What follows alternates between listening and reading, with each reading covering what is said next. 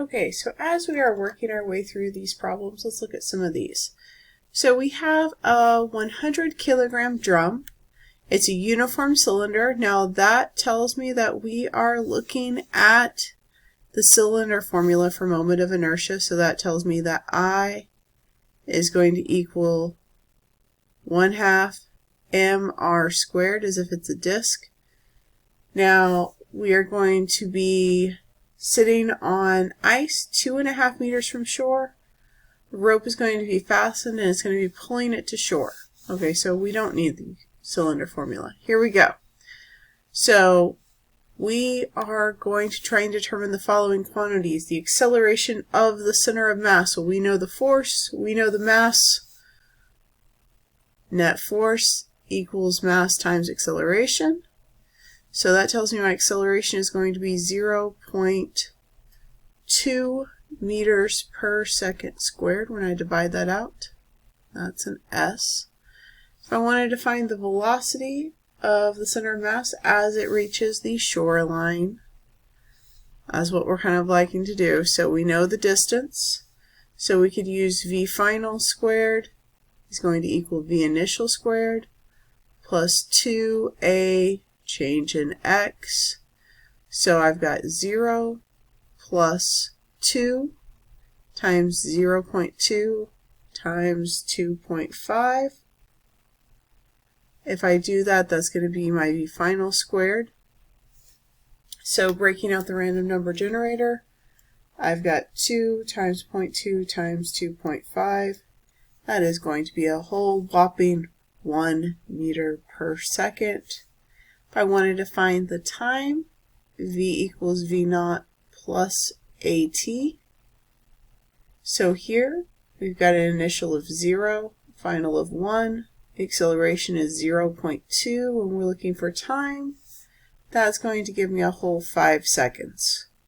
If I wanted to know the translational kinetic energy is going to be 1/2 mv squared. So our final kinetic energy, we're going to have 1/2 times 100 times 1 squared, so 50 joules. If I wanted to know the work done is equal to the change in kinetic energy. Initially we were at rest, so we have done 50 joules. So change in kinetic energy is equal to the work. Then if I want to look at the average power, power is going to equal the work done over the change in time if we're looking at the average. So that's going to be 50 joules divided by the time, which was 5 seconds. So that's going to be 10 watts. So that is part A. Now let's switch down and talk about part B. So part B, we are going to be spinning the drum. So again, this time we're going to need to know that moment of inertia I put up above. So we've got that moment of inertia for the uniform cylinder, I, is going to equal 1/2 mr squared. We're going to need that. So if I want to know the acceleration of the center of mass here, we're going to have a lot of information that we need to find. So first things first, we've got a moment of inertia. We've got that the net torque that is applied by this rope is going to equal the force dotted with a radius, so it's going to be R cross F. So that is going to be our radius of the barrel, so that's going to be the 0.6 times our force, which is 20 newtons. So that's going to give us a torque of 12 Newton meters. So I'm going to go ahead and fill that in. My moment of inertia for the center of mass, I've got 0.5 times 100 kilograms times 0.6 squared for the radius. So that's going to give me 18 kilograms meters squared. So another way of finding that net torque, that's equal to I alpha. So that's going to give me a way of finding that information. So if I look at that, my angular acceleration is going to be 12 divided by 18. So the angular spin is going to be 0.66666, and that's in radians per second.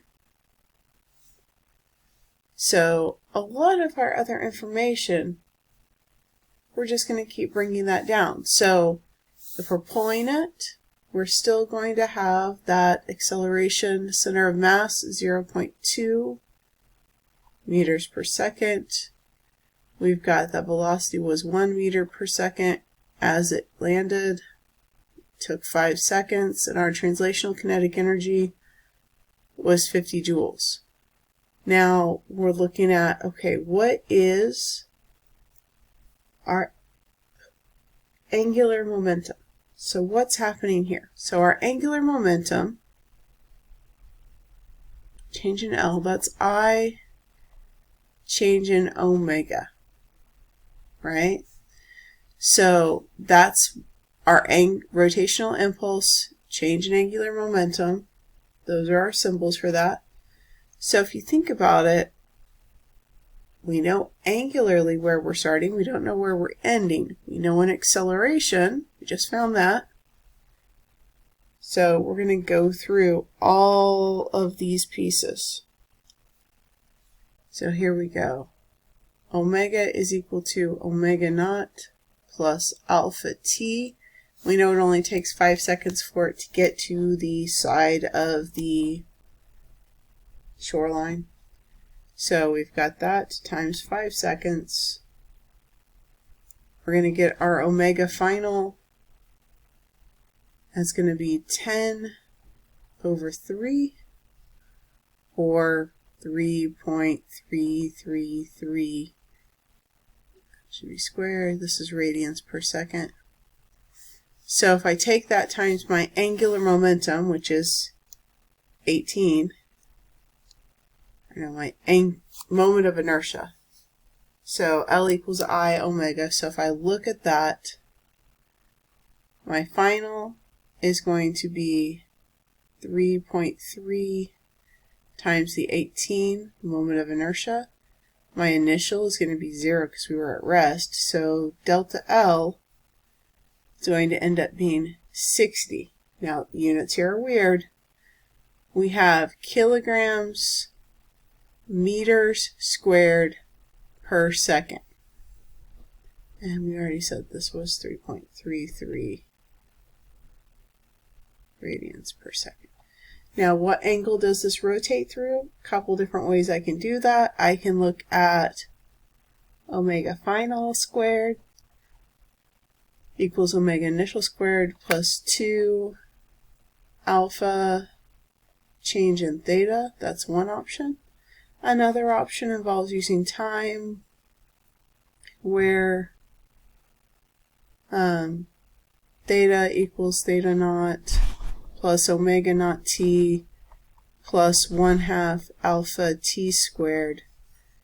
So in that case, this all goes to 0, and we're going to have 1/2 times that angular acceleration times the time squared. So we're going to have 0.66 times 5 squared, so 0.5 times 2/3 times 5 squared. It's going to give us 8.33 or 25/3 radians. If we wanted to know the length of the knot, the length of the rope that was unwound, we multiply that by the radius, and that's going to tell us that it's going to be 5 meters. And we can go through and we can continue working through and saying, okay, well, what about all of this information? What is our rotational kinetic energy? Well, if I have this equation, I've got that kinetic is equal to 1/2 I omega squared. So I have 1/2 times 18 times the 3.33333 squared, and that's going to give me 100 joules. That's just my rotational piece. Now, here's where things get weird because of the work. Rotational plus translational, we have added 150 joules into the system. So, how much rope did we need to make this happen? Well, we needed 5 meters just to unwind the drum, and another 2.5 to get it to shore. So 7.5 meters. That is an absolute minimum. So that's what we're pulling onto the shoreline. So how do we find the power? We're going to take our work, divide it by the 5 seconds, and that's going to give me 30 watts for my average power. Now, we could go through and say, okay, what if we double the radius? What's going to happen? So we could go back through and we could check and we could see what would happen in that case. What is happening if we change that radius? Well, our moment of inertia is going to change. Our torque is going to change. Everything is going to change to a point. So I'm going to challenge you. This piece right here. Get ready with that, because I'm going to challenge you to come in on Tuesday with this, or I should say Monday next week. I'm going to challenge you. We're going to go over this box on Monday.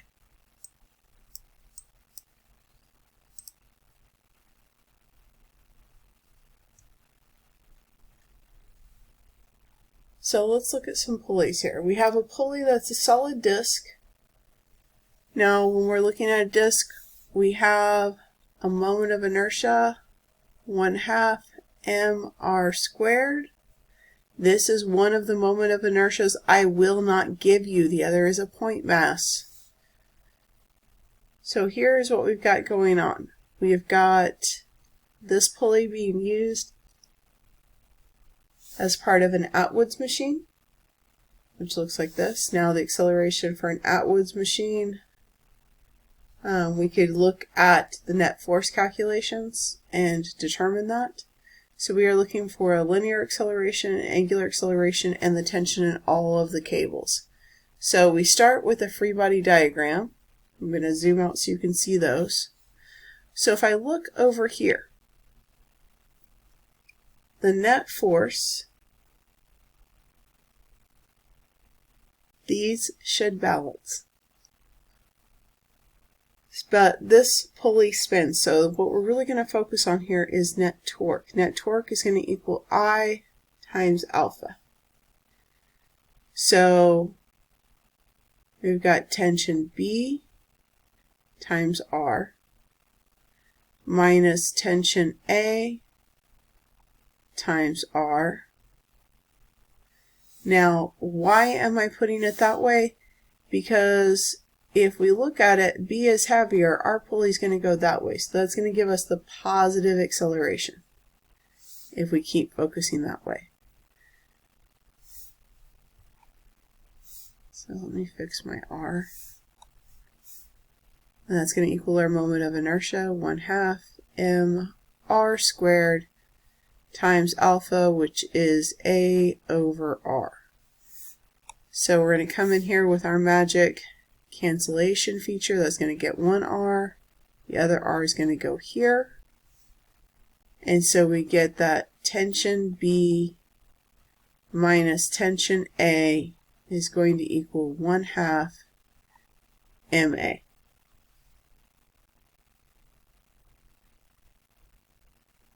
And that is mass of object C. Now, I can tell from looking at this problem, if we look at net forces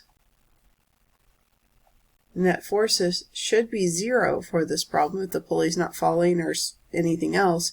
So that means the tension in C should equal the tension in A plus B plus tension in B plus the mass of C times gravity. So That's our relation here. Now here, if I look at it, this object is not staying still. So if I look at the net force here, this is going to equal mass of A times its acceleration. So it's going to be going up, so it's going to be tension A minus MAG is going to equal MAA. Here it's going down, so net force is again going to equal mass times acceleration. So the net force here, we've got mass of B going in that direction, so MBG minus tension B is going to equal MBA.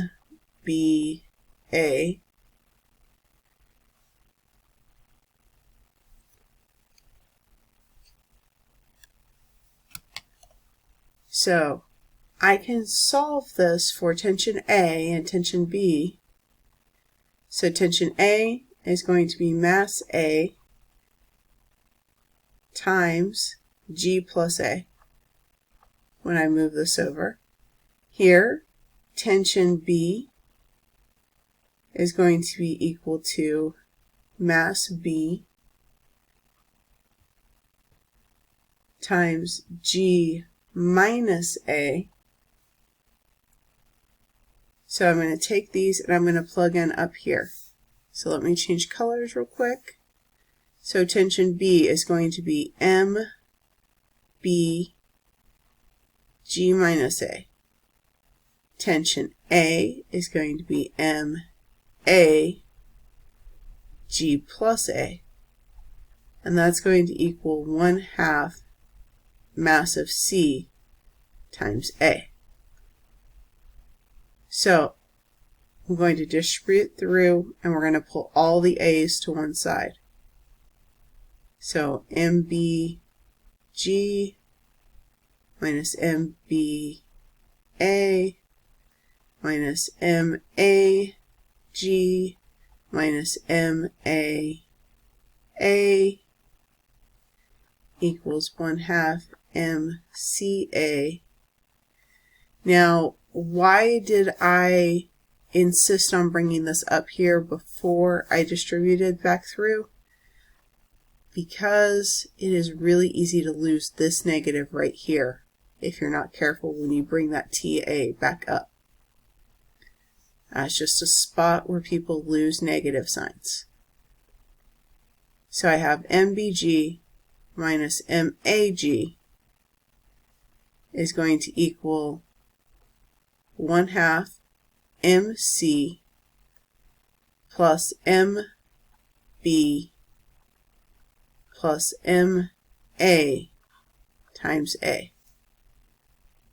So that means I could solve for the acceleration based on the masses. It's going to be mass B minus mass A times G over 1/2 of mass C plus mass A and mass B. So if I break out my calculator and I say, okay, let's plug all of this information in. What do I know about my masses? I know mass A is 3, and mass B is 5, and mass C is 2. So mass B minus mass A. Change my colors here. We're going to go green. So mass B minus mass A, 5 minus 3 is 2. So I have 2G. 1/2 of mass C is 1. Mass A plus mass B is 8. So I'm going to get 2 over 9 times G. So if I put that in my calculator, that's going to give me about 2.18, and that's going to be meters per second squared. So I found the variable version right here. I'm not going to rewrite that up there, but that's going to be our numerical version. Now, if I want to find alpha, Remember, A equals alpha r, so I'm going to divide that by the radius. So it's going to be divided by 0.2. And that should give me my numerical, which is 10.89 radians per second. And that's just for the pulley. Now if I wanted to know the tension in A, so I have that acceleration now. I'm going to add that to 9.8. I'm going to multiply that by the mass of A, which is 3, so that's going to give me 35.9. Again, that's newtons. These are all going to be newtons. If I look at B, I'm going to take 9.8 minus that 2.18, multiply that whole thing by 5, and I'm going to get 38.111 repeating. Tension C, I'm going to subtract the 2. So I'm going to take that 38.111 and I'm going to subtract the 35.9. That is going to be half of, that's not what I'm looking for. Okay, so tension A down here, tension A plus tension B. So I'm going to take this number, 35.9 plus 38.1,